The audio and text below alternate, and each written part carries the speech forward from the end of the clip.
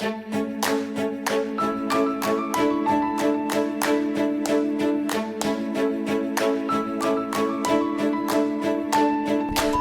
to the Liberating Joy in Learning podcast. I'm Verena Beckstrand, and last time we wrapped up our discussion of the primary lens claiming our learning. And you know what happens next, right? Often, if not every time we decide we want to learn something, we come to face with our failures and successes that relate to that learning. The next primary lens, owning our failures and successes, is the best way to face this challenge to that learning. Also, this primary lens helps us maximize our successes while also not allowing them to blind us to our failures. Recognizing failures and successes is certainly not unique to learning liberator principles.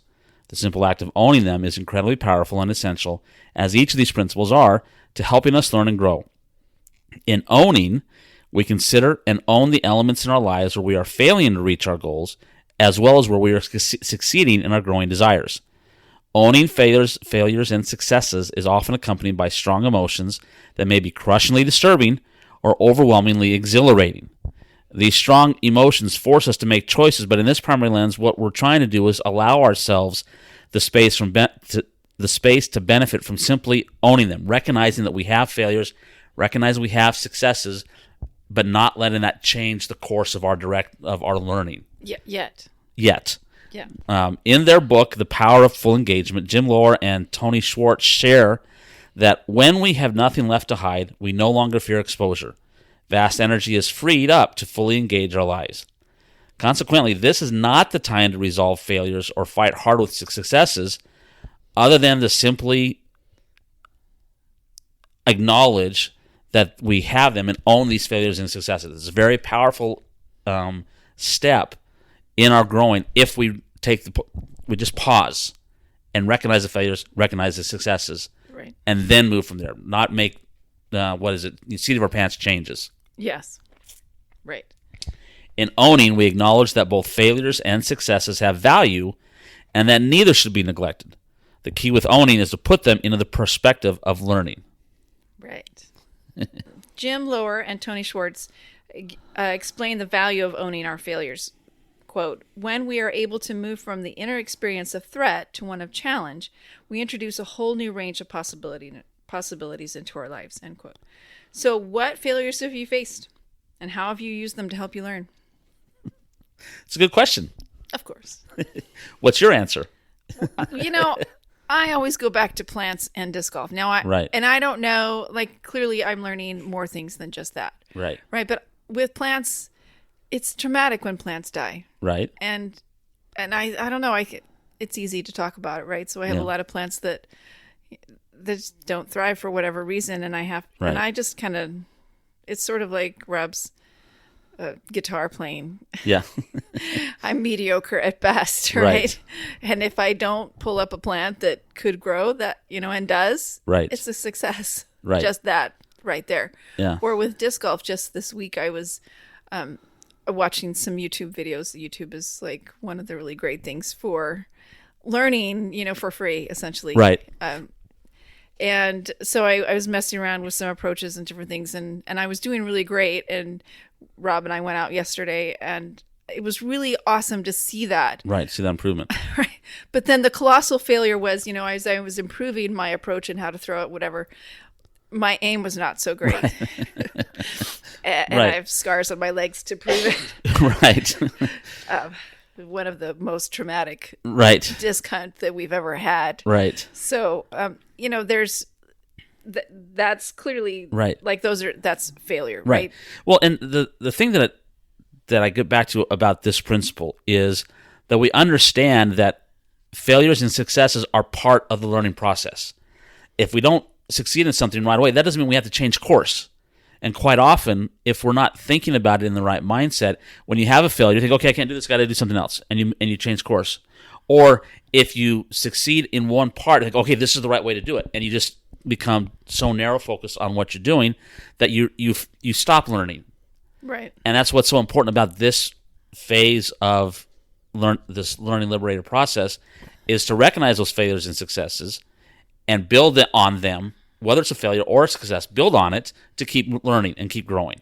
Right. And so often they come together. That throw that was way off target, right? It was a really good throw. It just was in the wrong direction. Right. And so it's so important to recognize those failures and recognize those successes, and not worry about finding a solution to them, but just own them, and then we at this point we're just owning them, realizing that we're there, and pausing and not making a change. We're going to talk about later on as we continue on how to correct our learning, but right now it's just important that we own those successes and failures before we go move on to the next step. Just that power. So, okay, another quote here. We got Bradley Stotts in his book, Never Stop Learning. He explains the value of owning our successes. He says, we have to be careful not to become so blinded by our strengths that we lose control, either growing arrogant or ignorant or ignoring important signs around us, end quote. Right. So, what successes have you faced and how have you used them to help you learn?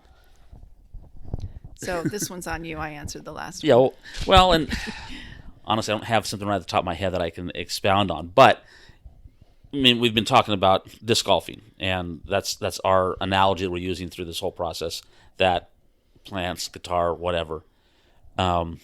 It's, like I said, we went out and we played a really good round of golf yesterday. That doesn't mean I'm perfect now, that I know how I can stop learning. I can't say, okay, I know how to throw a disc correctly. I'm going to be perfect every time. I can't do that because that I'm still learning. But the trap is you have a success. Okay, I that works. I don't have to worry about that part of my game anymore. When to be really successful in learning, you have to say, okay, that was a success. What did I do right? Is there ways I can improve on that? And understand that we can still always be improving. We can still always be learning. And I think that's that quote about not being, that we don't want to either grow arrogant or ignore important signs around us. And that's all part of this owning our successes and failures. Right. As I was thinking about this, answering this question a few minutes ago, I love teaching and I love asking really great questions, but sometimes the questions I come up with, they're not good, Right. As I'm writing them, I'm like, oh, that's such a great question based on experience, this will be awesome. Right. And I fail to take into account my audience, or I fail to take in, whatever. And so I may be really good at asking questions, but they could be miserable, right? They could not, they could just be failures at questions. So it's just important to constantly be, evaluating, is this really a failure? Or is this really a success? And keep learning. Right. Our failures and successes are both pulling us toward the learning we seek, only they do so in their own distinctive ways. Verena has this quote from Kevin Ashton's book, How to Fly a Horse. A journey of 1,000 miles ends with a single step. Is every other step a failure? End quote. That's an interesting concept. In whatever journey we take, we face challenges to progress, and as long as we keep going, we can feel success in each step of our progress. Whether we fail in our progress, it's still progress if we own it and realize what we failed at. Right. Just the same as the successes. Right. If we're going, we live in the Houston area. If we're going from here to Spokane, say, right, and we end up in Ohio first, right? Right. That is not the direct route to Spokane.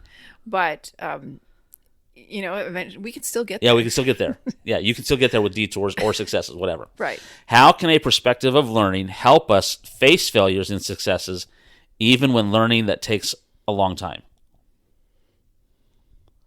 That's a good question. Yeah, I think we have to see learning of, facing failures and successes as kind of a cycle. Right. Clearly, right? Like yesterday when I was getting better at my approach, then I'm happy with that success. Now I'm going to make sure that that's solid. And then when I'm ready, I'll start thinking more about how I'm aiming. Right. You build on it. Right. And so it's continually you're building on things. Right. All right. I think that's about it for this episode. That's it. And I think next time we're going to talk more about owning our failures and successes, particularly the difference between traditional goals and learning claims. And we'll see how failures and successes are different in each of those types of learning. In the meantime, you can send us your comments or questions to learningliberated@gmail.com. And as always, if this episode was entertaining or you learned something from it, go ahead and share it with somebody else. Let us know your thoughts, and we'll see you next time.